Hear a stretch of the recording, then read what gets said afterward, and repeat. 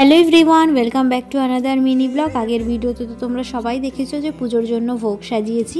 এখন প্রত্যেকটা থালাতে কিছু কিছু করে প্রসাদ দিয়ে এখন লক্ষ্মীর ঘরটা পাতবো বলে ঘরটা সবার আগে তৈরি করে নিচ্ছি। এরকমভাবে প্রপার নিয়ম অনুযায়ী পুজো পারি না, যেটুকু পারি সেটুকুই তোমাদের সাথে শেয়ার করছি। আমি সবসময় পুজোটা নিজের মতন করেই করার চেষ্টা করি। 3 রকমের গোটা ফল দিয়েছি মা লক্ষ্মীকে, আর ঘট বসালাম। এখন হচ্ছে নৈবেদ্য ভোগটাও দিয়ে দিচ্ছি। তারপরে পুজো করে আরতি করে নিলাম, পঞ্চপ্রদীপও ধরিয়েছিলাম। সব কিছু দিয়ে আরতি করে নেওয়ার পরে ঠাকুরকে প্রদীপের তাপ দিয়ে, সবাই তো জানো যে দাদু এসেছে, দাদুকেও একটু প্রদীপের তাপ দিয়ে দিলাম। আর মা বাথরুমে জামা কাপড় কাচ্ছিল, অতক্ষণ তো আর পঞ্চপ্রদীপের আগুনটা থাকবে না, তাই মাকেও একটুখানি তাপ দিয়ে এলাম। ও তোমাদেরও তাপ দিলাম, ভগবানের আশীর্বাদ নিয়ে নিও। পুজো কমপ্লিট হয়ে যাওয়ার পর ঘরটা কিছুক্ষণের জন্য বন্ধ করে বাইরে চলে যাব, তারপরে আর কি প্রসাদটা রেডি করব। তো আজকে আমার পুজোর ভিডিও এই অবধি। বাই, ভালো থেকো।